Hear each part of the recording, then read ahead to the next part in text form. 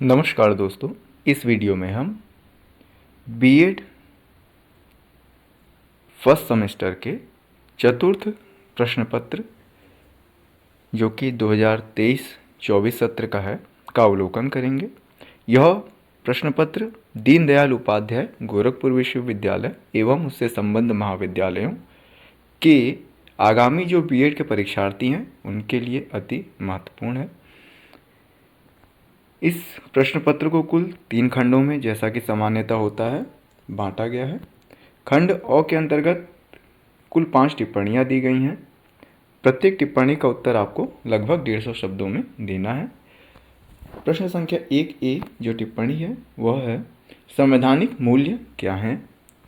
टिप्पणी बी, किस शैक्षिक दस्तावेज को भारतीय शिक्षा का महाधिकार पत्र कहा जाता है और क्यों?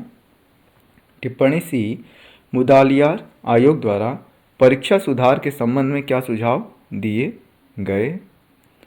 टिप्पणी डी, भारतीय संविधान के अनुच्छेद 45 और 46 में क्या उल्लिखित है?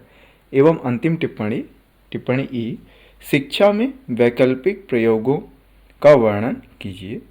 इसके बाद आपका खंड ब आरंभ होता है, जिसके अंतर्गत प्रश्न संख्या 2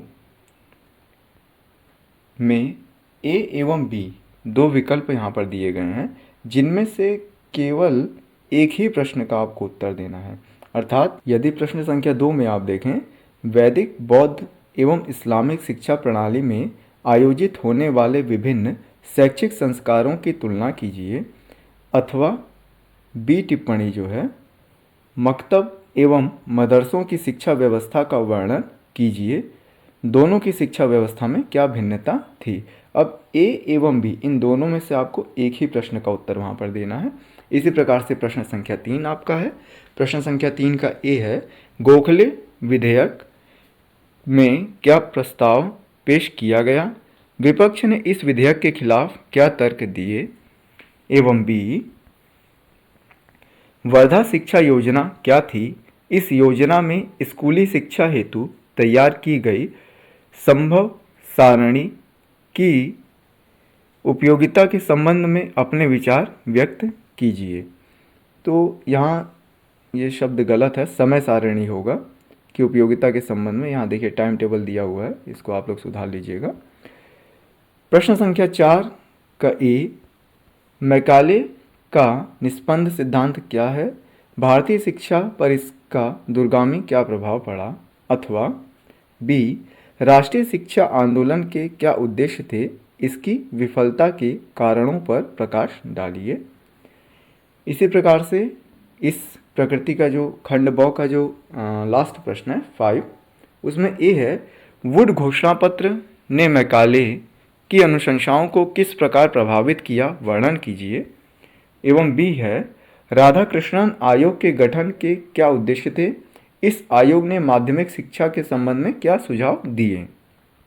इसके बाद आपका अंतिम खंड 100 आरंभ हो जाता है, जिसमें कुल 4 प्रश्न दिए गए हैं।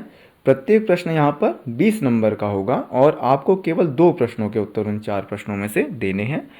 प्रश्न संख्या 6, राष्ट्रीय शिक्षा नीति 1986 एवं न्यू एजुकेशन पॉलिसी 2020 की तुलना निम्न बिंदुओं के आधार पर कीजिए।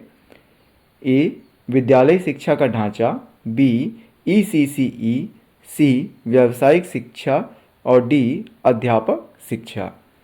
प्रश्न संख्या 7, राष्ट्रीय एकता से आप क्या समझते हैं? भारत में राष्ट्रीय एकता में बाधक कारक कौन से हैं? उन्हें शिक्षा के माध्यम से कैसे दूर किया जा सकता है? प्रश्न संख्या 8, समाज में स्त्री शिक्षा का क्या महत्व है? विभिन्न आयोगों द्वारा स्त्री शिक्षा के सुधारों हेतु दिए गए सुझावों का वर्णन कीजिए। एवं अंतिम जो प्रश्न है इस प्रश्न पत्र में, प्रश्न संख्या 9, वह है, राष्ट्रीय शिक्षा आयोग के गठन का क्या उद्देश्य था? इस आयोग द्वारा विभिन्न शैक्षिक सुधारों हेतु दिए गए सुझावों की उपयोगिता का वर्णन कीजिए।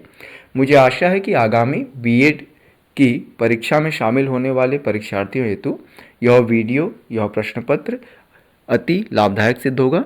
इस प्रकार के अन्य प्रश्न पत्र के वीडियो हमारे YouTube चैनल में उपलब्ध हैं। कृपया उस पर विजिट करके उन वीडियोस को भी अवश्य देखें एवं हमारे YouTube चैनल को सब्सक्राइब करिए। धन्यवाद।